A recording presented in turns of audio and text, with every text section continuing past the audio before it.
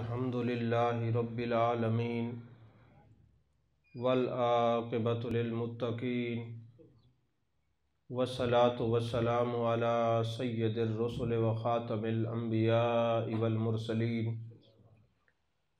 وعلی آلہ الطیبین واصحابہ الطاہرین اما بعد فاعوذ باللہ من الشیطان الرجیم بسم اللہ الرحمن الرحیم والضحیٰ واللیل اذا سجا قال اللہ تبارک و تعالی فی مقام آخر یا ایہا الذین آمنوا اتقوا اللہ وکونوا مع الصادقین قال النبی صلی اللہ علیہ وسلم انما انا رحمت مہداۃ قال النبی صلی اللہ علیہ وآلہ وسلم لا یؤمن احدکم حتی اکون احب الیہ من والدہ وولدہ والناس اجمعین قال النبی صلی اللہ علیہ وسلم انا حظکم من الانبیاء وانتم حظی من الامم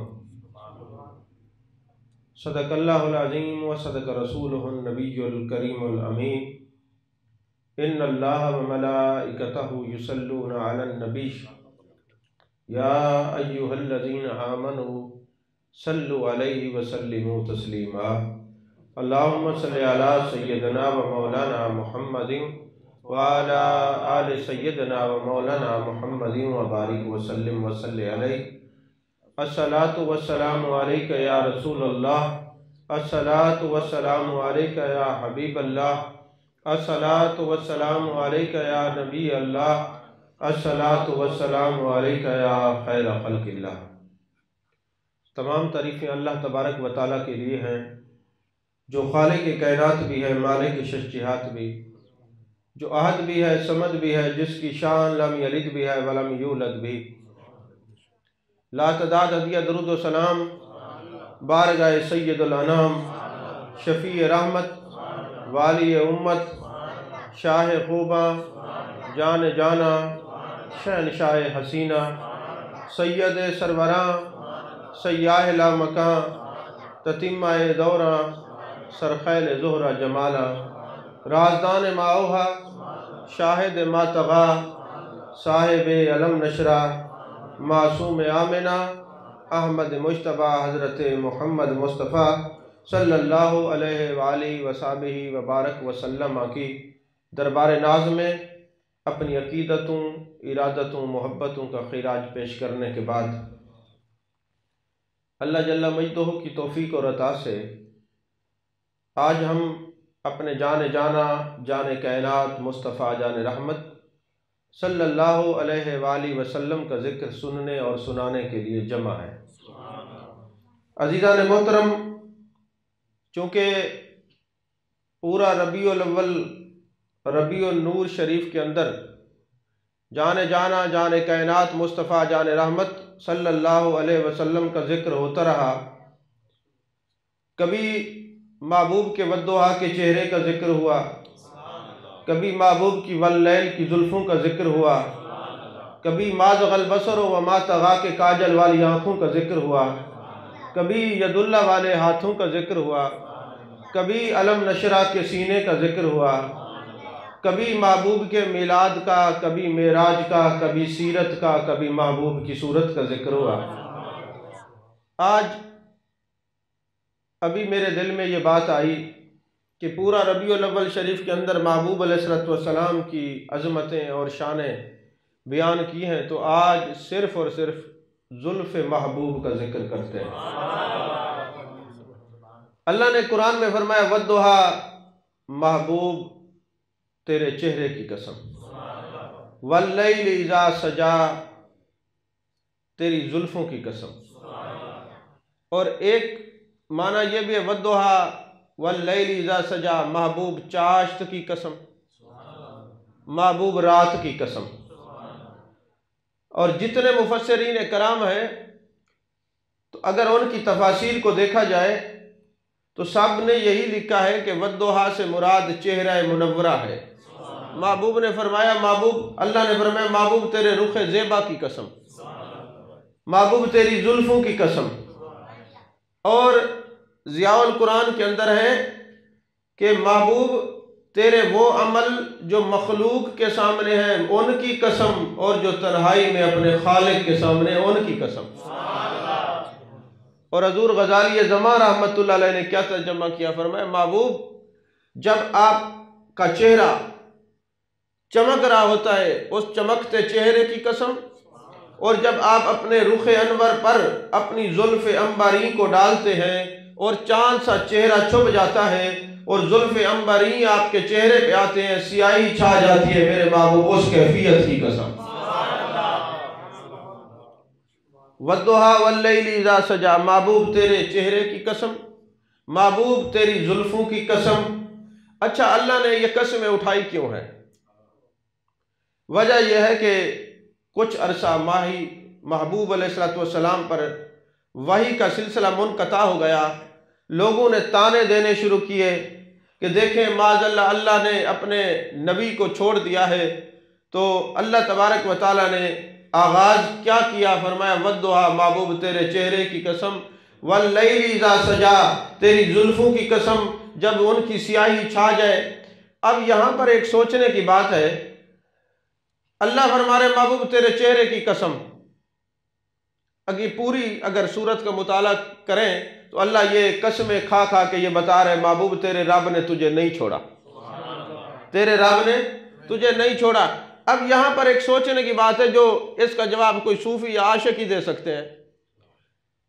میں ایک سمجھانے کے لیے مثال دے رہا ہوں کہ اگر کوئی دو دوست آپس میں کسی وجہ سے ناراض ہو جائے تو ظاہر سی بات ہے لوگ کہیں کہ یار تمہارا فلاں جو دوست ہے آپ سے ناراض ہے، تو جس سے ناراض ہے تو وہ قسم اٹھا کے کہے گا نہیں نہیں خدا کی قسم میرا دوست ناراض نہیں ہے، جو ناراض ہے وہ تو قسمیں اٹھا کے نہیں کہے گا نا کہ میں ناراض نہیں ہوں۔ بات کو سمجھے نا؟ اب یہی معاملہ ہے، اللہ تبارک و تعالیٰ کے محبوب نے کافروں نے تانے دیے کہ یا رسول اللہ صلی اللہ علیہ وسلم، اے محمد صلی اللہ علیہ وسلم آپ کے رب نے آپ کو چھوڑ دیا ہے، چاہیے تو یہ تھا محبوب قسمیں اٹھا کے فرماتے خدا کی قسم ہے، رب کعبہ کی قسم ہے، میرے رب نے مجھے نہیں چھوڑا، میرے رب نے مجھے نہیں چھوڑا، میرے رب نے مجھے نہیں چھوڑا۔ اور یہاں معاملہ الٹ ہے، اللہ فرما رہے محبوب تیرے چہرے کی قسم، تیری زلفوں کی قسم، تیرے رب نے تجھے نہیں چھوڑا۔ یعنی قسمیں اٹھا کے خدا فرما رہا ہے محبوب تیرے رب نے نہیں چھوڑا۔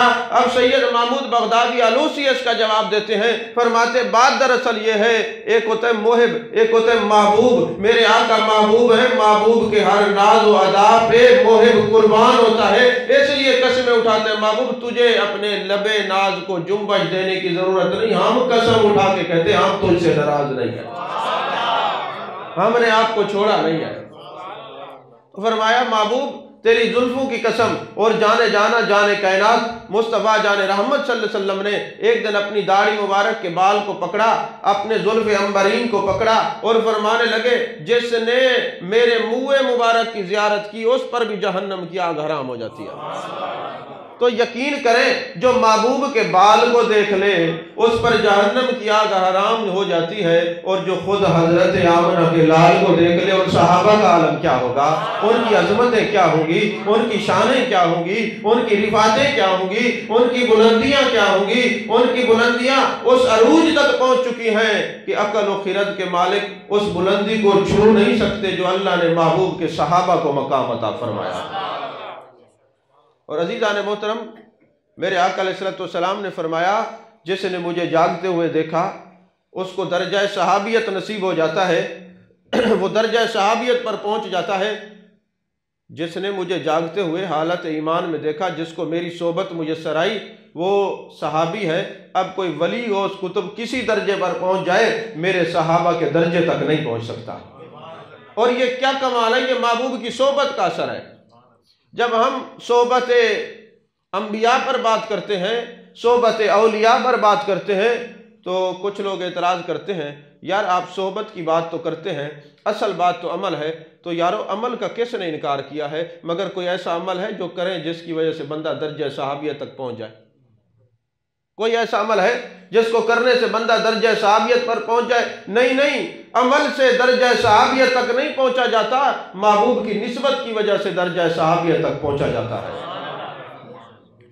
اور پھر کوئی وظیفہ، کوئی عمل ہو جس کی وجہ سے بندہ تابعی بن جائے، کہا نہیں، تابعی بھی بننے کے لیے صحابی کی صحبت میں جانا پڑتا ہے، تبع تابعین میں شمار ہو جائے، یہ بھی نہیں ہو سکتا، تبع تابعین کے لیے بھی تمہیں تابعی کی صحبت میں جانا پڑتا ہے۔ تو یہ صحبت تابعی آپ کو تبع تابعین میں شمار کرتی ہے، صحبت صحابی آپ کو تابعی بناتی ہے، اور صحبت نبی صحابی بناتی ہے۔ اور جس کو صحابی بنا دیا جائے، پھر اللہ قرآن میں فرماتا ہے میں ان سے راضی ہوں، یہ مجھ سے راضی ہیں، میں نے سب سے جنت کا وعدہ کر لیا ہے۔ پھر وہ محبوب کے جو صحابی ہوتے ہیں، محبوب کے جو دوست بنتے ہیں، محبوب کے جو یار بنتے ہیں، اللہ ان کو وہ کمالات عطا فرماتا ہے۔ حضرت سیدنا صدیق اکبر اگر زمین پر بیٹھے ہوں، ٹاٹ کا لباس پہن لے تو جبریل امی آتے ہیں، وہی لباس پہنا ہوتا ہے۔ میرے آقا پوچھتے ہیں، تفسیر کبیر میں یہ بات موجود ہے، اے جبریل آج تمہارا لباس عجیب ہے، حضور آپ کے یار نے جیسا لباس پہنا ہے، اللہ نے عرش پہ اعلان کیا ہے جو میرے محبوب کا یار لباس پہنے، فرشتوں تم بھی ایسا لباس پہن لو۔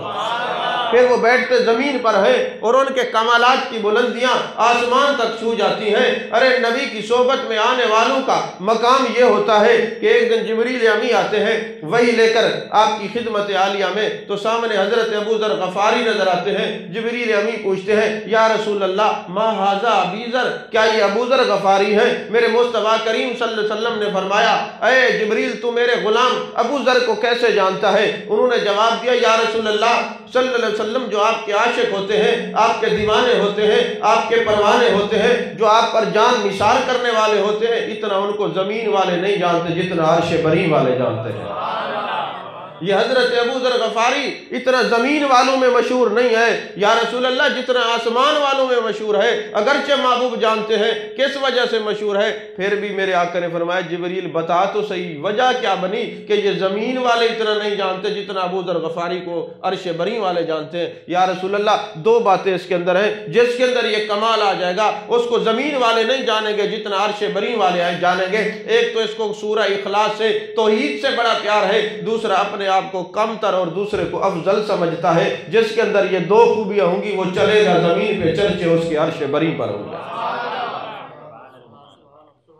عزیزان محترم، محبوب علیہ السلام کے زلف عنبرین سے، آپ کے منہ مبارک سے صحابہ نے کیسے پیار کیا ہے۔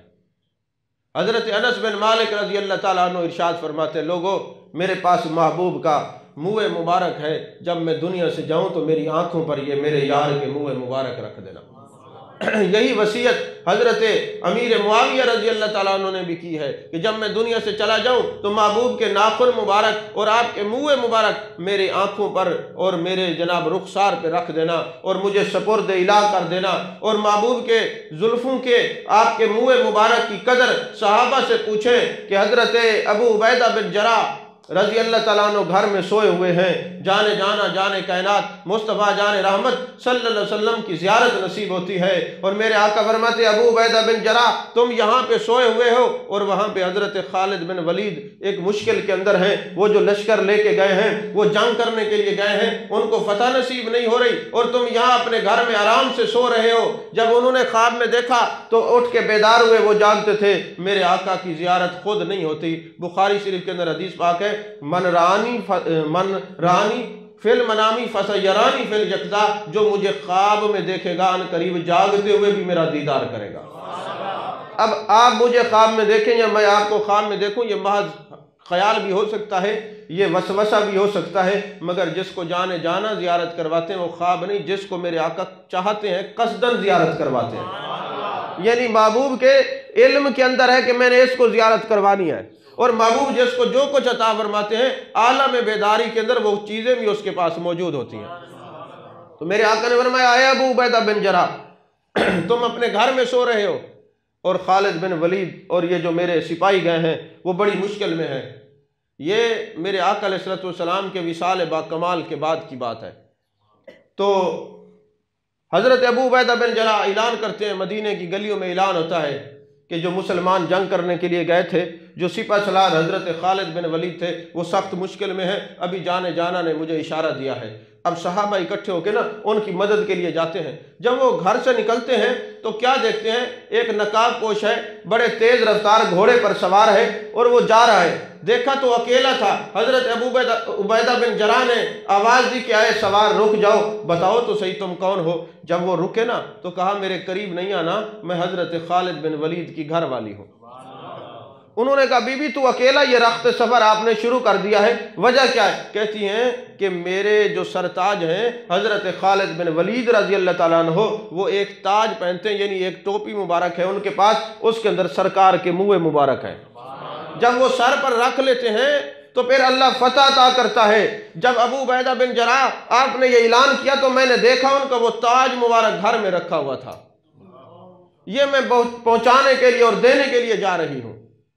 تو حضرت خالد بن ولید وہ فوج کے ساتھ ان کی گھر والی چلی گئی۔ جب وہاں پہنچے حضرت خالد بن ولید رضی اللہ تعالیٰ عنہ نے جیسے ہی وہ تاج مبارک جس میں محبوب کے زلف عنبرین تھے، جس میں محبوب کے جو ہے منہ مبارک تھے، اپنے سر پہ رکھتے ہیں، اللہ فتح عطا فرماتا ہے۔ اور ایک مرتبہ ایسا ہوا کہ دوران جنگ آپ کے سر سے نا وہ ٹوپی گر گئی، ہر طرف سے ننگی تلواریں ہیں، زہر آلود تلواریں ہیں، دشمن وار کر رہے ہیں، مگر خالد بن ولید گھوڑے سے اترے، وہ تاج اٹھانے کے لیے زمین پہ جھکے ہوئے ہیں اور بڑی محبت کے ساتھ اس تاج کو اٹھایا، سر پہ رکھا۔ بعد میں صحابہ نے پوچھا ہے خالد بن ولید آپ کو جان کی فکر نہیں تھی، اس تاج کی فکر تھی، ٹوپی کی فکر تھی، آخر اس میں ایسی کون سی چیز ہے؟ تو کہنے لگے مجھے دل و جان سے عزیز ہے محبوب کے بال مبارک، منہ مبارک، تو یہ اس ٹوپی کے اندر محبوب کے منہ مبارک ہے۔ جب یہ زمین پہ گرے ہیں تو میں نے کہا جان کی کوئی پرواہ نہیں، یہ زمین پہ گرے کسی کے قدم نہ لگے، میں اس لیے اس کو اٹھا رہا ہوں۔ تو حضرات گرامی آپ اس بات کو جانیں کہ جو محبوب کے بال سے اتنا پیار کرتے ہیں وہ صحابہ حضرت آمنہ کے لال سے کتنا پیار کرنے والے ہیں، محبوب سے کتنا محبت کرنے والے ہوں گے۔ جو اپنے محبوب کے بال کے اوپر اپنی جان کو نثار کر رہے ہیں، وہ حضرت آمنہ کے لال پر کیسے انہوں نے جانیں نثار کی، یہ آپ حضرات جانتے ہیں۔ اور صحابہ کی زندگیاں پڑھا کریں کہ انہوں نے لا یؤمن احدکم حتی اکون احب الیہ من والدہ ووالدہ والناس اجمعین کی اگر جیتی جاگتی عملی تصویر اور تفسیر تھی تو میرے محبوب کے صحابہ تھے۔ یہی وجہ ہے کہ جب جنگ بدر ہوئی، حضرت ابو بکر صدیق رضی اللہ تعالیٰ عنہ کا بیٹا ابو جہل کی فوج کے ساتھ تھا، مخالف تھا۔ کچھ عرصے کے بعد جب وہ مسلمان ہوا تو باپ بیٹا ساتھ بیٹھے ہوئے ہیں، بیٹے نے کہا ابا جان جب جنگ بدر ہوئی تھی بار بار آپ میرے سامنے آ جاتے تھے اور میں آپ کو باپ سمجھ کے چھوڑ دیتا تھا۔ حضرت صدیق اکبر کی آنکھوں سے آنسو روا ہو گئے، فرمایا بیٹے اگر تو میرے سامنے آتا تو میں تجھے دشمن رسول سمجھ کے قتل کر دیتا، کیونکہ میرے محبوب نے فرمایا ہے لا یؤمن احدکم حتی اکون احب الیہ من والدہ وولدہ والناس اجمعین، کہ لوگوں تم مومن نہیں ہو سکتے جب تک اپنے باپ سے، اپنی ماں سے، کائنات کے ہر رشتے سے بڑھ کر اپنے نبی سے پیار نہ کرو۔ اور یہی وجہ ہے کہ حضرت سیدنا صدیق اکبر نے آپ کے والد گرامی اس وقت مسلمان نہیں ہوئے تھے، کوئی محبوب علیہ السلام کی شان میں کمی کی تو حضرت صدیق اکبر نے اپنے والد کے چہرے پہ تھپڑ مار دیا۔ اب لوگ اکٹھے ہو کر جانے کائنات مصطفیٰ جان رحمت صلی اللہ علیہ وسلم کے پاس آئے کہ آپ کی صحبت یافتہ ہیں، صدیق اکبر ہیں، دیکھا آپ تو فرماتے والدین کے بڑے حقوق ہیں، انہوں نے اپنے والد کے منہ پہ تھپڑ مارا ہے۔ ابھی جانا کوئی بات کرتے فوراً وحی نازل ہوتی ہے، جبریل امی آتے ہیں، عرض کرتے یا رسول اللہ، اللہ ارشاد فرما رہے صدیق اکبر نے باپ کو تھپڑ نہیں مارا، اس نے آپ کی گستاخی کی ہے، گستاخ رسول کو تھپڑ مارا، ان سے کوئی مواخذہ نہ کیا جائے، کیونکہ یہ محبت رسول کی عملی تصویر ہے۔ حضرت ام حبیبہ رضی اللہ تعالیٰ عنہ جو حضرت امیر معاویہ کی ہمشیرہ ہیں، جو حضرت امیر معاویہ کی بہن ہے، حضرت امیر معاویہ خال المؤمنین ہیں، وہ فرماتے ہیں ایک دن جب ابو سفیان جو ہے وہ مسلمان نہیں ہوئے تھے، ایک دن حضرت ام حبیبہ کے گھر میں آئے تو حضرت ام حبیبہ جو ہیں وہ پہلے مسلمان ہو گئی تھیں اور محبوب علیہ السلام کے نکاح میں آ گئی تھیں۔ اب جب حضرت ام حبیبہ مسلمان ہو گئی، نکاح میں آ گئی، باپ ملنے کے لیے آیا ہے، ابھی کلمہ نہیں پڑھا، مشرک ہے، آ کے جیسے ہی محبوب کے بستر پہ بیٹھا تو حضرت ام حبیبہ نے کھڑا کر دیا اور فرمانے لگی یہ نبی کا پاک بستر ہے، تو ابھی مشرک ہے، ناپاک ہے، میں پاک بستر پہ کسی ناپاک کو نہیں بیٹھنے دیتی۔ تو انہوں نے کہا میں تیرا باپ ہوں. کہا باپ ہے لیکن میں نبی کی گھر والی ہوں، ام المومنین ہوں، یہ بستر میرے مصطفیٰ کریم صلی اللہ علیہ وسلم کا ہے. تو مومنوں کی روحانی ماں نے کیا سبق دیا ہے کہ اپنے گھر کی اور بستر کی زینت اپنے ساتھ دوستوں اور یارانے میں وہ لوگ رکھیں جو محبت رسول والے ہیں، جن کا عقیدہ خوبصورت ہے، صاف ستھرا ہے. تو عزیزان محترم، میرے آقا کے جو صحابہ ہیں وہ سرکار کے منہ مبارک سے اتنی محبت کرتے ہیں کہ حضرت ام سلمہ رضی اللہ تعالیٰ عنہ، بخاری شریف کی حدیث پاک ہے، آپ نے ایک چاندی کی ڈبے کے اندر نا محبوب علیہ السلام کا ایک منہ مبارک سنبھال کے رکھا ہوا تھا. جب کوئی مریض آتا تو وہ پانی کے اندر وہ منہ مبارک ڈبو کے ان کو پانی پلاتی اور اللہ شفا عطا فرماتا تھا. اور ان کے پاس ایک کرتا مبارک بھی تھا. اور محبوب علیہ السلام کے منہ مبارک سے میرے آقا کے صحابہ نے اتنا محبت کی کہ بعد از وصال بھی وصیتیں کر رہے ہیں کہ محبوب کے جو منہ مبارک ہے ہماری آنکھوں پہ رکھ دیجئے گا اور ہمارے ہونٹوں پہ رکھ دیجئے گا، ہمارے رخسار پہ رکھ دیجئے گا، کیونکہ محبوب علیہ السلام کے منہ مبارک کی زیارت کرنے سے بھی جہنم سے نجات ہوتی ہے. محبوب کے چہرے کی زیارت کرنے سے بھی حالت ایمان میں جو ہے وہ جہنم سے نجات ملتی ہے. اور الابریز کے اندر لکھا ہوا ہے کہ جب کوئی بندہ خواب میں جانے کائنات مصطفیٰ جان رحمت صلی اللہ علیہ وسلم کی زیارت کرتا ہے تو اس کے 2999 درجے ولایت کے طے ہو جاتے ہیں. عزیزان محترم، بلخ کے اندر سعادت دارین کے اندر علامہ یوسف بن اسماعیل نبہانی علیہ الرحمہ نے یہ واقعہ لکھا ہے. فرماتے بلخ کے اندر نا ایک بہت بڑا تاجر تھا، بہت بڑا امیر ترین شخص تھا. اس کے 2 بیٹے تھے. جب وہ دنیا سے جانے لگا، ظاہر سی بات ہے وراثت جو ہے بعد میں بیٹوں کو ملتی ہے، تو جب وراثت تقسیم ہونے لگی تو اس کے اندر میرے آقا علیہ السلام کے 3 منہ مبارک بھی تھے. اب جو بڑا بھائی تھا وہ لالچی تھا، چھوٹا جو تھا وہ عاشق رسول تھا. جب منہ مبارک سامنے رکھے گئے، اب کہا کہ ہر چیز کی جائیداد کی تقسیم ہو گئی ہے تو محبوب علیہ السلام کے منہ مبارک کو کیسے تقسیم کریں؟ بھائی 2 ہیں، منہ مبارک 3 ہیں. تو بڑے نے کہا ایسا کرتے ہیں ایک محبوب کے منہ مبارک کے 2 حصے کر لیتے ہیں. چھوٹا تڑپ گیا، اس نے کہا میں اپنی جان تو دے سکتا ہوں پر محبوب کے منہ مبارک کے 2 حصے نہیں کر سکتا. یہی وجہ ہے آج جو ہمارے علماء حق کی بات کرتے ہیں نا کہ یہ جو 12 ربیع الاول کے اندر آپ لوگ کیک کٹواتے ہیں، کیک کاٹنا یہ جائز ہے، لیکن اوپر گنبد خضرا کا نقشہ بنوا کے پھر محبوب کا نام اسم گرامی لکھوا کے یہ کٹوانا یہ گناہ ہے. کیا کاٹنے والوں کے ہاتھ نہیں لرزتے، ان کا دل نہیں لرزتا کہ جانے جانا کا اسم مبارک لکھا اور کاٹ رہے ہیں؟ اور محبوب کا اسم گرامی وہ ہے کہ اللہ تبارک و تعالیٰ جس اسم کی وجہ سے آدم علیہ السلام کو معاف کر دیتے اس نبی کے اسم اور جسم میں تو بڑی برکات ہے. تو لہٰذا یہ جو جوہلاء ہیں وہ اس قسم کی خرافات میں مبتلا ہوتے ہیں. اہل علم اس سے منع کرتے ہیں اور کرتے رہیں گے. جب بھی آپ نے کیک کاٹنے، اول تو ضرورت کیا پیش آئی ہے آپ کو کیک کاٹنے کی؟ آپ نبی کی تعلیمات پہ چلیں، اطاعت پہ چلیں، محبوب کی اتباع پہ چلیں، وہ خوش ہو جائیں گے. محبوب کوئی کیک کاٹنے سے خوش نہیں ہوتے. پھر آپ محبوب کا اسم گرامی لکھ کے اس کو چھری سے کاٹ رہے ہیں، یہ کتنی بدتمیزی ہے اور یہ کتنی توہین والی بات ہے. تو وہ جو محبوب کا عاشق تھا اس نے کہا محبوب کے منہ مبارک کو کاٹنے کی ضرورت نہیں ہے. تو جو بڑا تھا اس نے دیکھا کہ لوہا گرم ہونا تو جس ڈال میں اس کو ڈال دیا جاتا ہے. تو عاشق بھی جس وقت جانے جانا کے عشق میں مبتلا ہوتا ہے، والضحیٰ کے چہرے میں اس کی محبت کے اندر گم ہوتا ہے، واللیل کی زلفوں کا اسیر ہوتا ہے، تو پھر اس کو جس دھارے میں آپ ڈالنا چاہیں اس کے دل کی نرم، عاشقوں کے دل کی جو زمین ہوتی ہے وہ بڑی نرم ہوتی ہے. تو بڑے نے کہا پھر اگر تجھے محبوب کے بالوں سے اتنا ہی پیار ہے تو پھر ساری جائیداد میرے نام کر دے، یہ منہ مبارک تو رکھ لے. تو بڑے نے کہا مجھے تو یہ سودا منظور ہے، کوئی حرج نہیں، یہ ساری جو دولت ہے تو لے لے اور مجھے سرکار کے جانے جانا جانے کائنات مصطفیٰ جان رحمت صلی اللہ علیہ وسلم کے منہ مبارک مجھے دے دے. جیسے وہ منہ مبارک اس نے لے لیے. اب ظاہر سی بات ہے جائیداد نہیں، رہنے کے لیے گھر نہیں. جس دن اس کو جائیداد میں منہ مبارک ملے اس دن ساری رات جتنے صدیقین تھے، اولیاء تھے، شہداء تھے، غوث تھے، جو بھی وہاں درجے کے لوگ موجود تھے، سب کو محبوب علیہ السلام کی زیارت نصیب ہوئی. فرمایا جس نے مجھے خوش کرنا ہے میرے اس عاشق کی جا کے زیارت کرے جس کے پاس میرے منہ مبارک ہے. منہ مبارک کا یہ ادب ہے، وہ جس جگہ موجود ہو وہاں رکھا جائے اور لوگ اس کی زیارت کے لیے جائیں. یہ طریقہ بھی غلط ہے جو گھر گھر لے کے پھرتے آؤ جی دیدار کر لو، اس سے بھی علماء نے منع فرمایا ہے.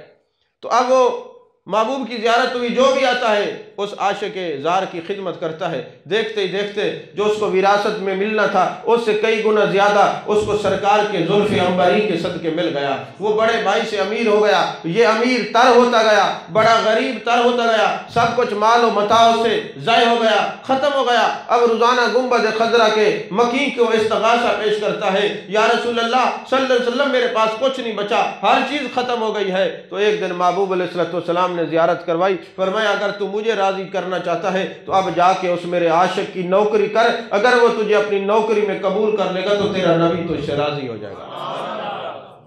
اب وہ بڑا آتا ہے چھوٹے کے پاس، اب یہ میرے آقا کا یہ فرمان ہے، شریعت کا مزاج دیکھیں، میرے آقا نے فرمایا من لم یرحم صغیرنا ولم یوقر کبیرنا فلیس منا، جو چھوٹوں پر شفقت نہیں کرتا اور اپنے سے بڑے کا احترام نہیں کرتا فلیس منا، وہ ہمارا نہیں ہے۔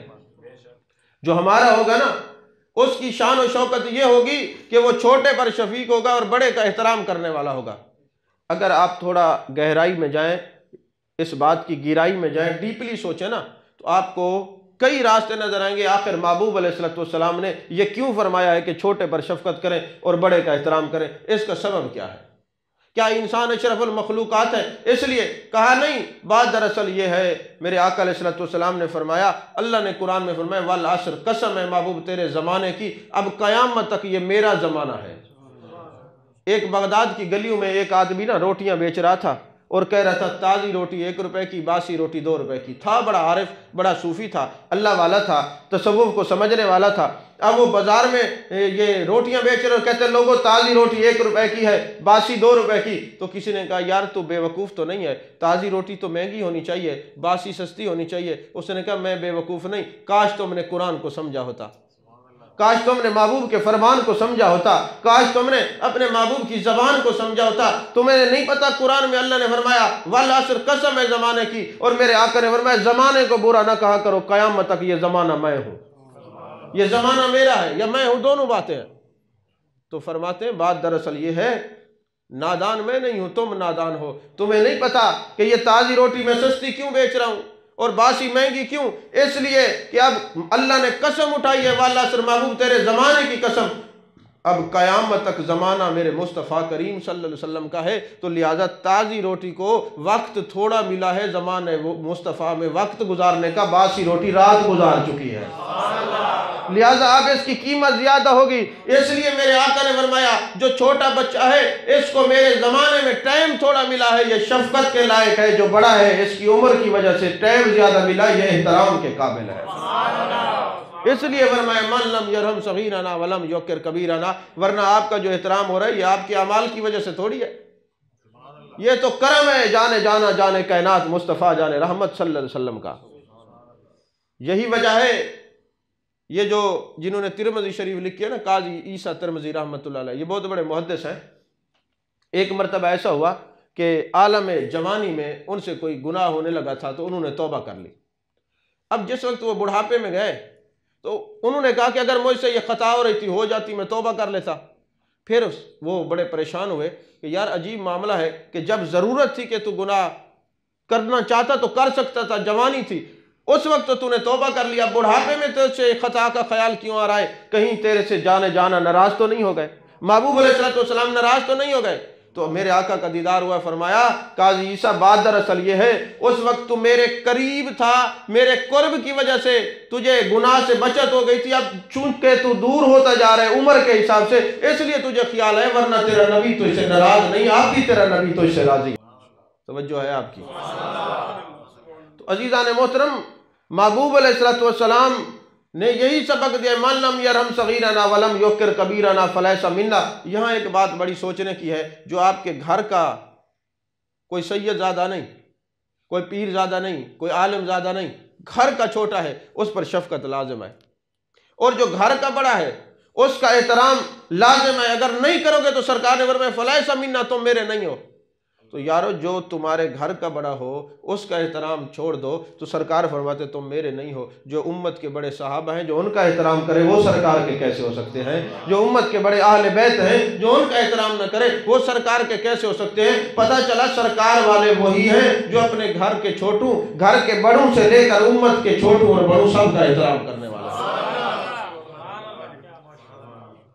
عزیزان محترم یہی وجہ تھی جب وہ بڑا آیا چھوٹے کے پاس کہ میری خطاؤں کو معاف کر دے، اس نے کہا یہ تو سبق ہی جانے جانا نے ہمیں پڑھایا ہے کہ لوگوں کی خطاؤں کو نہیں دیکھنا، تو لالچ میں آ گیا، دنیا داری نظام ہی ایسا ہے، پیسے کے اندر اور یہ پراپرٹی اور جائیداد کے اندر لالچ ہوتی ہے، لہٰذا کوئی بات نہیں، اگر جانے جانا نے تجھے بھیجا ہے تو میں تو تجھے معاف کرتا ہوں، بات میری تو نہیں تھی، آخر محبوب کے زلف عنبرین کا معاملہ تھا نا۔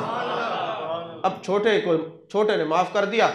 اتفاق ایسا ہوا کہ بڑا جو ہے وہ زندہ رہا، چھوٹے کا وصال ہو گیا جو عاشق رسول تھا، اور جس دن اس کا وصال ہوا اس امت کے جتنے ولی تھے سب کو محبوب کی زیارت نصیب ہوئی۔ جس نے مجھے راضی کرنا ہے میرے اس دوست کے جنازے میں جائے، کیونکہ جس نے میرے بال کا احترام کیا ہے، آپ اندازہ لگائیں جو نبی کے بال کا احترام کرے تو میرے آقا راضی ہوتے ہیں اور فرماتے جو اس کا جنازہ پڑے گا بخشا جائے گا، جو خود حضرت آمنہ کے لال کا احترام کرنے والا ہو اس کے جنازے بخشش کے لائق ہے کہ نہیں ہے؟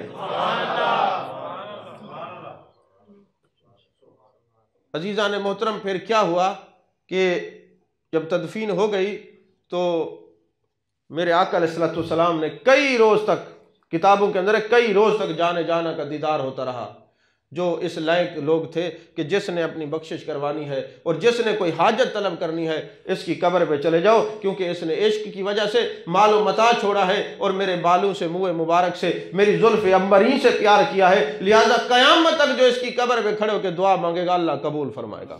آج تک اس عاشق زار کی قبر کے اوپر رش ختم نہیں ہوتا، مصر کے اندر وہ قبر موجود ہے، میں نے خود کئی دفعہ وہاں پہ حاضری دی ہے کہ وہ پورا واقعہ لکھا ہوا ہے کہ جو محبوب علیہ السلام کے منہ مبارک اور بال مبارک کا احترام کرنے والا ہو اس کی قبر پہ کھڑے ہو کے اللہ سے مانگو تو دعائیں قبول ہوتی ہیں۔ سوال یہ پیدا ہوتا ہے جو بال کا احترام کرے تو اس کی قبر جو ہے دعاؤں کے لیے تریاق ہے، تو جو آمنہ کے لال کی عزت کرنے والا ہو اس کی قبر پہ دعائیں کیسے قبول نہیں ہوتی؟ توجہ ہے کہ نہیں ہے؟ عزیزان محترم حضرت شاہ عبد الرحیم رحمۃ اللہ علیہ شاہ ولی اللہ محدث دہلوی علیہ رحمہ کے والد گرامی ہیں، اور یہ وہ واحد خوش قسمت بزرگ ہیں جن کو دیوبندی بریلوی اہل حدیث سب اپنا پیشوا مانتے ہیں کہ یہ کسی کے لیے متنازع نہیں ہے، یہ بعد میں نام بنے ہیں سارے، یہ سکول آف تھاٹس بعد میں بنے، وہ سب کے امام ہیں۔ وہ شاہ ولی اللہ محدث دہلوی علیہ رحمہ کے والد حضرت شاہ عبد الرحیم رحمۃ اللہ علیہ فرماتے ہیں ایک دن مجھے بخار ہو گیا اور میں قریب المرگ ہو گیا۔ اب میرے آقا علیہ السلام نے فرمایا آنا غیاث لمن یکسر الصلاۃ علیہ، جب کوئی بندہ کثرت سے درود پڑھتا ہے وہ جب بھی مجھے یاد کرتا ہے ہم توجہ کرتے ہیں، یہ حدیث پاک ہے۔ اسمع صلاۃ اہل محبتی و عارفہم، اور جو محبت سے درود پڑھتا ہے ہم درود پڑھنے والے کو دیکھتے بھی ہیں اور اس کو توجہ بھی فرماتے ہیں۔ تو شاہ عبد الرحیم چونکہ بیمار تھے، بخار تھا، کیفیت عجیب تھی اور لگتا تھا کہ ابھی یہ دنیا سے چلے جائیں گے، تو اس عالم کے اندر کیا ہوا کہ آپ یا رسول اللہ صلی اللہ علیہ وسلم کرم فرمائیں، میں بیمار ہوں، میں قریب المرگ ہوں، میں دنیا سے جانے والا ہوں، تو حضور والا مہربانی فرمائے اپنے دیدار سے تو ہمیں تسکین بخش دے۔ کیا بات ہے، سارے سو گئے ہو؟ ادھر بھی نیند ادھر بھی نیند، اگر سو گئے تو تقریر ختم کر لیتے۔ ہاں جی، کیونکہ اس طرح آپ ایک دوسرے کو دیکھیں گے، یہ سو جائیں گے تو مجھ سے تو گفتگو نہیں ہوتی، میں تو مدرس ہوں، مجھے دیکھیں گے تو میں کوئی بات کروں گا، ابھی تو تقریر ہی شروع نہیں ہوئی، ابھی تو میں آپ کا مزاج دیکھ رہا ہوں کہ آپ کیسے سنتے ہیں۔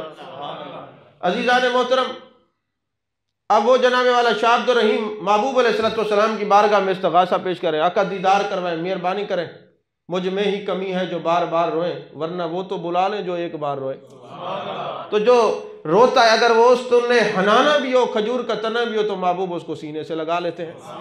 ہمارے رونے میں اور ہماری یاد میں کمی ہے، ان کے کرم کرنے میں کوئی کمی نہیں، نہ دیر لگتی ہے۔ تو حضرت شاہ عبد الرحیم رحمۃ اللہ علیہ نے جب استغاثہ پیش کیا، یہ کیسے ہو سکتا ہے، کوئی تڑپ سچی ہو، دل کے اندر پیار بہت ہو اور مدینے کی طرف توجہ ہو، تو مدینے کے غم گسار کیسے توجہ نہیں فرمائیں گے۔ میرے آقا علیہ السلام تشریف لائے اور کرم فرمایا اور فرمانے لگے شاہ عبد الرحیم تم اس مرض سے فوت نہیں ہوگے، میں تمہیں زندگی اور صحت کی بشارت دینے کے لیے آیا ہوں۔ حضرت شاہ عبد الرحیم کہتے ہیں میں نے دل میں سوچا کہ نبی کا مطلب ہوتا ہے غیب کی خبر دینے والا، آپ تو غیب دان نبی ہیں، مطلع علی الغیب ہیں، اللہ آپ کو اطلاع دیتا ہے، کاش آج مجھے اپنی داڑھی مبارک سے 2 بال عطا فرما دے۔ فرماتے میں نے دل میں سوچا تو میرے آقا علیہ السلام نے داڑھی مبارک پہ ہاتھ پھیرا، 2 منہ مبارک مجھے عطا کر دیا۔ جس وقت منہ مبارک عطا کیے میری آنکھ کھلی، منہ مبارک نہیں ہے۔ اب میں نے یہ کتب حدیث میں پڑھ رکھا تھا کہ جب جانے جانا زیارت کرواتے ہیں، قصداً زیارت کرواتے ہیں، جو نعمت عطا کرتے ہیں وہ بعد میں موجود ہوتی ہے، تو لہٰذا یہ خواب کی مانند نہیں ہوتا، فیضان نبوت بین النوم والیقظہ کی کیفیت میں بھی ایسے عطا ہوتا ہے جیسے زندگی میں کچھ عطا فرما رہے ہیں۔ تو لہٰذا منہ مبارک نہیں، بڑے پریشانی کے عالم میں پھر سو گیا، پھر نیند آ گئی، بین النوم والیقظہ کی کیفیت ہوئی۔ میرے آقا نے فرمایا وہ منہ مبارک ہم نے تمہارے تکیے کے نیچے رکھ دیے ہیں کہ کہیں تمہیں ایسا نہ ہو وہ نظر ہی نہ آئے۔ پھر آنکھ کھلی تو وہ منہ مبارک تکیے کے نیچے رکھے ہوئے تھے، پھر انہوں نے وہ چاندی کی ڈبی کے اندر بند کر کے رکھ دیے۔ عیدین کے موقع پر زیارت ہوتی تھی، ایک دفعہ کوئی بندے آئے، انہوں نے کہا محبوب علیہ السلام کے یہ بال اصلی ہیں کہ نقلی؟ جب سامنے رکھے گئے درود و سلام پڑھنے سے وہ واجد میں آ گئے، جھومنے لگ گئے۔ اصلی گھومتے ہیں نا، اصلی پہ واجد آتا ہے، اصلی پہ کیفیت ہوتی ہے۔ منصوب تو پڑے رہتے ہیں، وہ جہاں بھی مجبوری کے تحت پڑے ہوتے ہیں، جو اصلی ہوتے ہیں یار کا نام آتے ہیں کیفیت ہی بدل جاتی ہے۔ عزیزان محترم پھر کیا ہوا؟ حضرت شاہ عبد الرحیم ہر عید کے موقع پہ زیارت کرواتے ہیں، جمعے کے موقع پر زیارت کرواتے ہیں، اور ایک دن ایسا ہوا جو اس صندوق کے اندر آپ نے وہ منہ مبارک رکھے ہوئے تھے اس کو کھولتے ہیں، تالا لگاتے ہیں، وہ کھلتا نہیں، تالا اتنا بند ہے کہ چابی ٹیڑھی ہو گئی، تالا نہیں کھلتا، بکسا کیسے کھلے، منہ مبارک کا دیدار کیسے؟ بیٹھ گئے، مراقب ہوئے، مشاہدہ کے اندر پھر جانے جانا کا دیدار ہوا۔ فرمانے لگے شاہ عبد الرحیم کیا کرتے ہو؟ اس مجلس میں ایک ایسا شخص بیٹھا ہے جو ناپاکی کی حالت میں، اس پر غسل واجب ہے، اور جہاں پر کوئی غسل واجب جس پر ہو ایسا جنبی شخص بیٹھا ہو وہاں اللہ کی رحمت نہیں آتی، فرشتے نہیں آتے۔ تو یہ تالا اس لیے نہیں کھول رہا، لیکن چونکہ محبوب عیب کو پردہ ڈالنے والے ہیں، فرمایا نہیں، اگر کسی کا نام لے کے کہو گے تو وہ رسوا ہو جائے گا، سب کو کہو جاؤ غسل کر کے خوشبو لگا کے آؤ، پھر دیدار ہوگا۔ اب دیکھیں اپنی امت کے عیبوں پر کیسے پردے ڈالتے ہیں۔ فرمایا کہ سب کو کہو۔ حضرت شاہ عبد الرحیم نے فرمایا جاؤ سارے غسل کر کے آؤ۔ جب لوگ باہر نکلے تالا لگایا، چابی لگائی تو تالا کھل گیا، اور پھر جب لوگ واپس آئے ان کو زیارت کرائی تو چند شرارتی ذہن کے لوگ آئے، انہوں نے کہا جب محبوب علیہ السلام بدلی میں جب جاتے تھے دھوپ میں ایک بدلی چھا جاتی اور ایک بارش کی جو ہے نا وہاں پہ پھوار شروع ہو جاتی، اگر یہ منہ مبارک اصلی ہیں تو ہم ان کو دھوپ میں لے جاتے ہیں اور دیکھتے ہیں کیا بدلی آتی ہے، یہ بارش ہوتی ہے۔ آپ نے فرمایا یہ محبوب کے اصلی ہیں، جانے جانا نے مجھے خود عطا فرمایا ہے، لہٰذا جب دھوپ میں لے گئے وہی بدلی چھا گئی اور بارش برسنے لگ گئی، وہ سب طائب ہو گئے۔ یہ فیضان نبوت قیامت تک بند نہیں ہو سکتا۔ جو محبوب علیہ السلام کے بالوں سے محبت کرتا ہے، جو محبوب کی نسبت سے محبت کرتا ہے، پھر وہ اس جہان میں بھی مالا مال رہتا ہے، اس جہان میں بھی مالا مال رہتا ہے۔ عزیزان محترم، میرے آقا علیہ السلام نے فرمایا انا حظکم من الانبیاء، انبیاء میں سے میں تمہارے حصے میں آیا ہوں، وانتم حظی من الامم، اور امتوں میں سے تم میرے حصے میں آئے ہو۔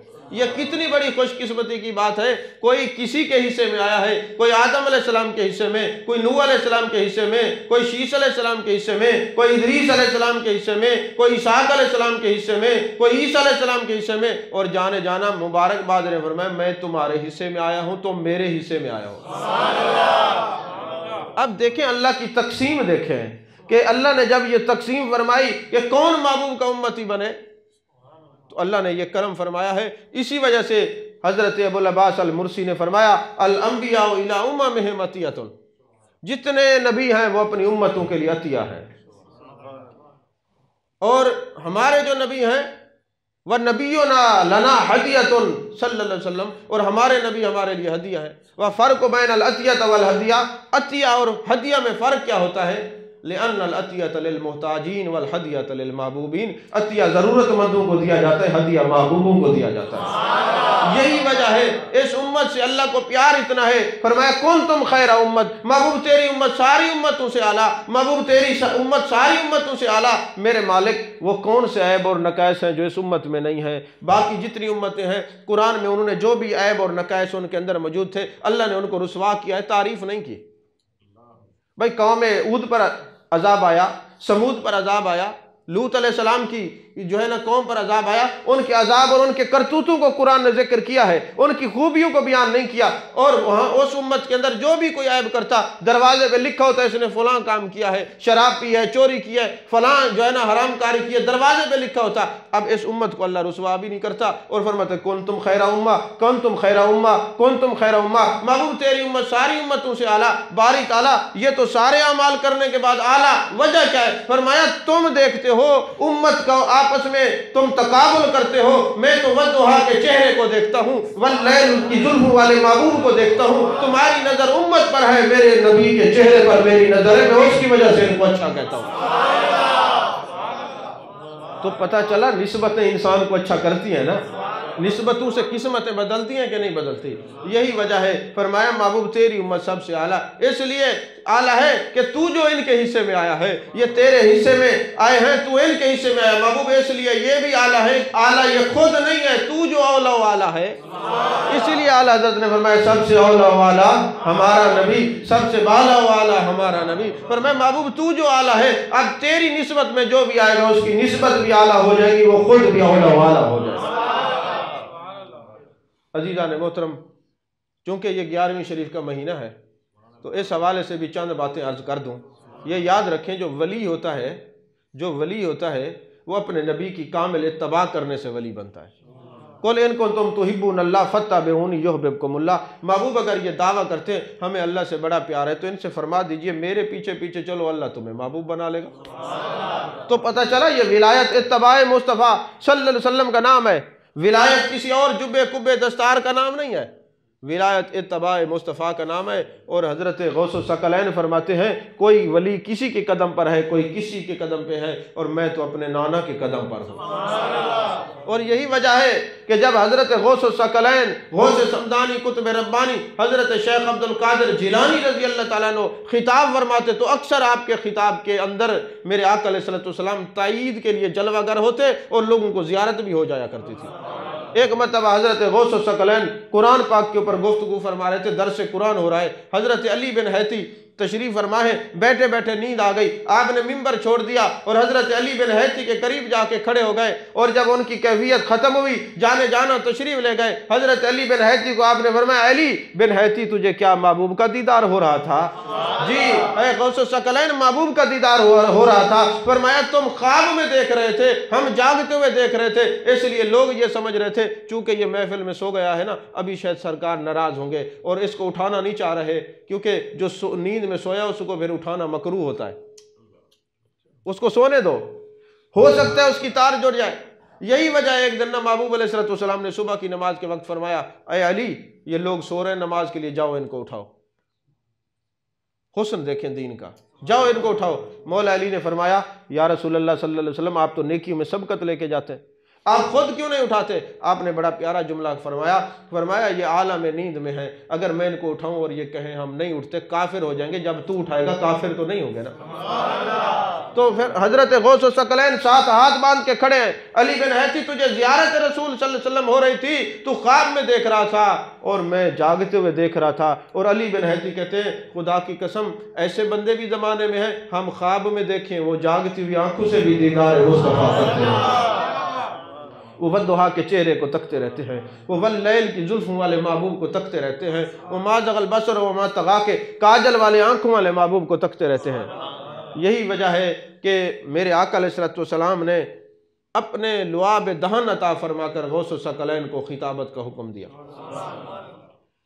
آپ کے ملفوظات کے اندر ایک بات بڑی جو ہے نا موجود ہے، لکھی ہوئی ہے، جس کو سوشل میڈیا کے جو اسکالر ہیں، میں ان کو اسکالر تو نہیں کہوں گا، جاہلوں کے جو امام سوشل میڈیا پہ بیٹھے ہوئے ہیں، مجھے آپ لوگوں سے بھی شکوہ ہے، سب سے خصوصاً ان لوگوں سے شکوہ ہے کہ جو ایسے لوگوں کو سنتے ہیں جو عالم نہیں ہیں۔ میں آپ کو ایک مسئلہ بتا دیتا ہوں، پھر آپ کی اپنی مرضی اور آپ کا اپنا نصیب۔ یاد رکھیں جو بندہ مستند عالم نہ ہو اس کی تقریر سننا حرام ہے۔ مجھے میڈیکل سے کوئی لینا دینا نہیں ہے، میں تو پی ایچ ڈی ڈاکٹر ہوں، میڈیکل کا ڈاکٹر تو نہیں۔ کیا آپ مجھ سے دوائی لکھوانا پسند کریں گے؟ ہو سکتا ہے دوائی لڑ جائے اور موت واقع ہو جائے، اور اگر موت واقع ہو گئی تو میرے اوپر دیت ہے کہ جب میں ڈاکٹر نہیں تھا میں نے دوائی لے کے کیوں دیا۔ تو جب ایک ڈاکٹر کے اوپر یہ قانون بھی ہے اور شریعت کا حکم بھی ہے کہ جو میڈیکل کا ڈاکٹر نہیں وہ دوائی نہیں دے سکتا، اگر جان چلی گئی تو دیت ہوگی، تو جو علم کا ڈاکٹر نہیں ہے اور اس نے ایسا مسئلہ بتا دیا کسی کا ایمان چلا گیا تو اس کی دیت کون دے گا؟ توجہ ہے آپ کی بات کو سمجھے نا؟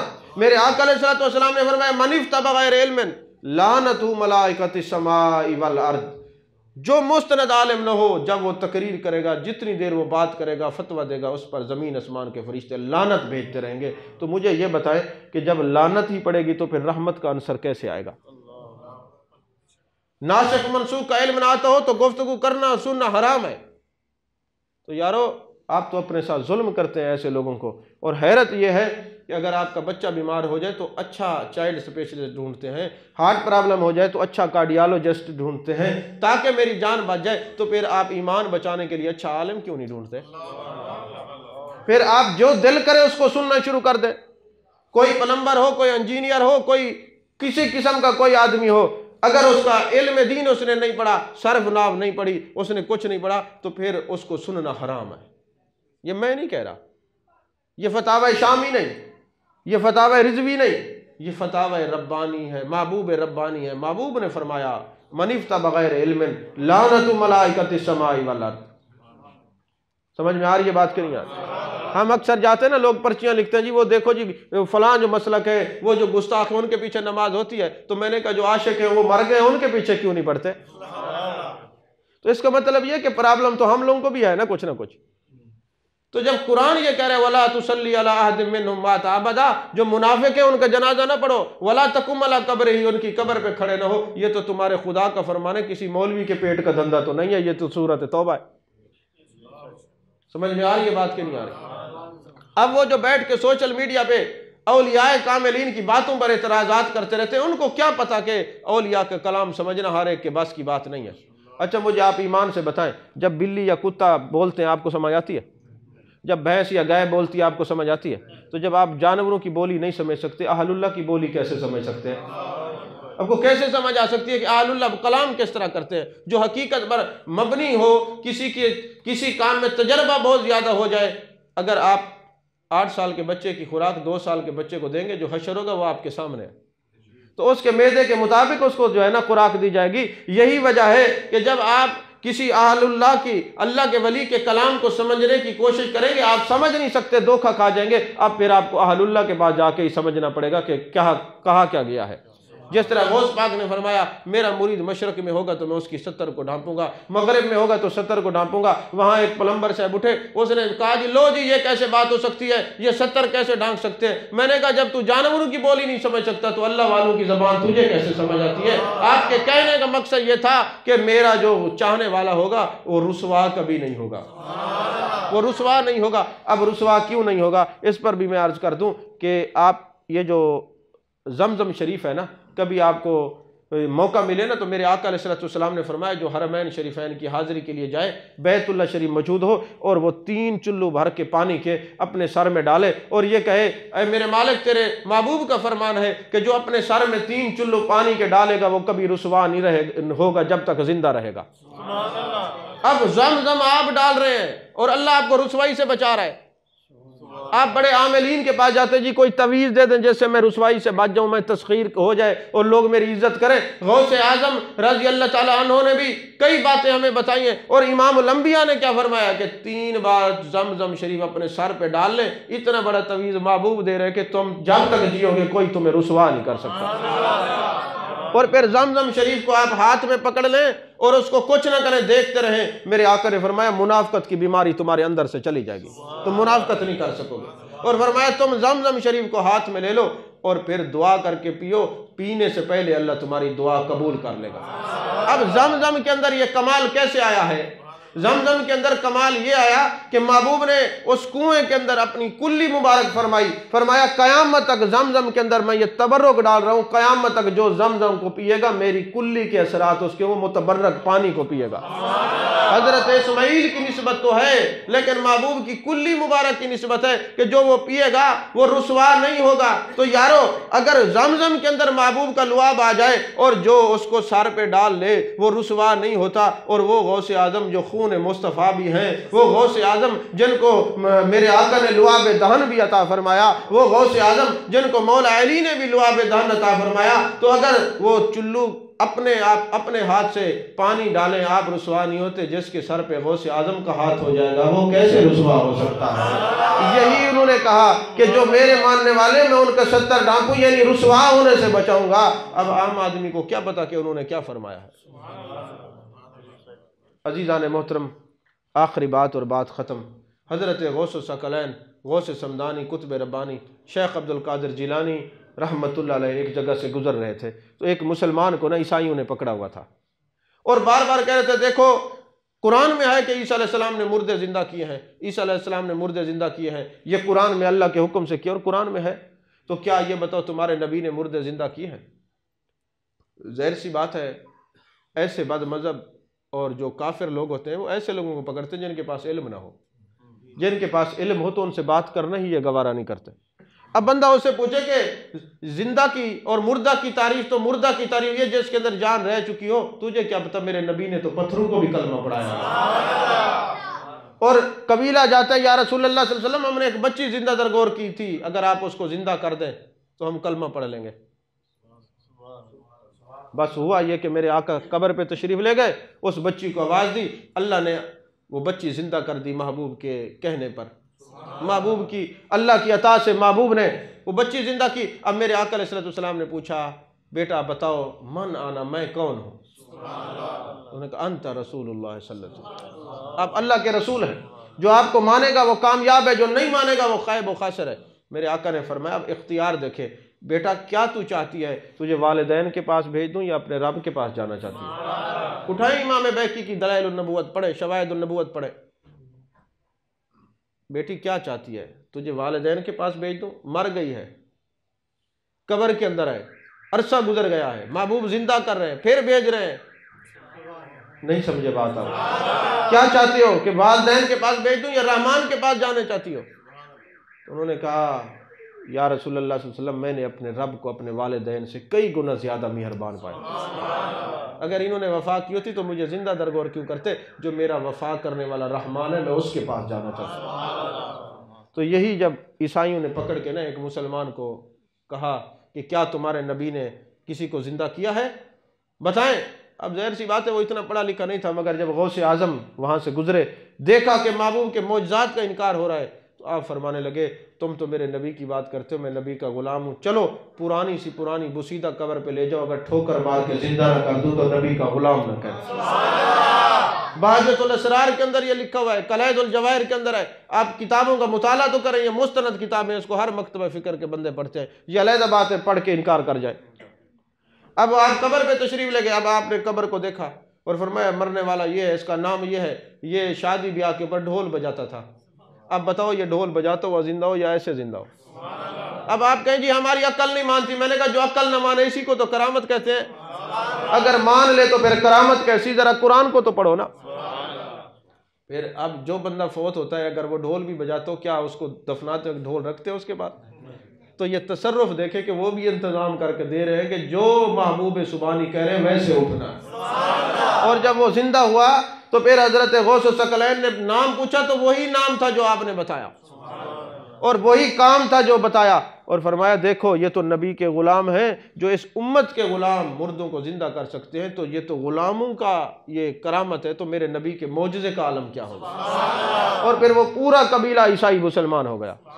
تو یہ ہم لوگ اولیاء کی کرامت کو پڑھتے ہیں، کاش ہم اولیاء کی استقامت کو پڑھیں کہ جو 40 سال سے عشاء کے وضو سے صبح کی نماز پڑھتے ہیں، جو بیت اللہ شریف میں جاتے ہیں تو بیت اللہ کے سین سے کنکریاں اٹھا کے اللہ کی بارگاہ میں وسیلہ پیش کر کے اللہ کو راضی کرتے ہیں، دعا مانگتے ہیں، اور جو حضرت غوث الثقلین میرے آقا علیہ السلام کے جانے جانا کی مزار مقدسہ پہ جاتے ہیں اور سلام کرتے ہیں تو اس سے گنبد خضرہ سے آواز آتی ہے وعلیک السلام یا بنیا، وعلیک السلام یا قطب المشائخ۔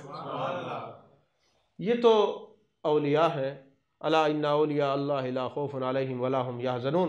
اور پھر اللہ نے ہر ایک کو نہیں فرمایا یا ایھا الذین آمنوا اتقوا اللہ وکونوا مع الصادقین، اے ایمان والو ان سچوں کی سنگت اختیار کرو، اللہ سے ڈرو اور ان کی سنگت اختیار کرو۔ ظاہر سی بات ہے جب ہم نماز میں کھڑے ہوتے ہیں تو کہتے ہیں اہدنا الصراط المستقیم صراط الذین انعمت علیہم، اور اللہ نے فرمایا انعام یافتہ لوگ یہ ہیں، نبیین ہیں، صدیقین ہیں، شہداء ہیں، صالحین ہیں، وحسن اولئک رفیقا، یہ تمہارے بہترین سنگتی ہیں، ان کی سنگت مانگو، تلاش کرو، ان کے راستے پہ چلو۔ اب حیرت یہ ہے نماز میں کھڑے ہو کہ ہم ان کا راستہ مانگتے ہیں اور باہر نکل کے کہتے ہیں ہم تو ولیوں کو نہیں مانتے۔ یہ نماز تو نہ ہوئی، منافقت ہوئی۔ عاشق وہی ہوتے ہیں جو نماز میں ان کا راستہ مانگتے ہیں، نماز سے نکل کر ان کے راستے پر چلتے ہیں۔ اللہ ہمیں ان کے راستے پہ چلنے کی توفیق عطا فرمائے، آمین، وآخر دعوانا الحمدللہ رب العالمین۔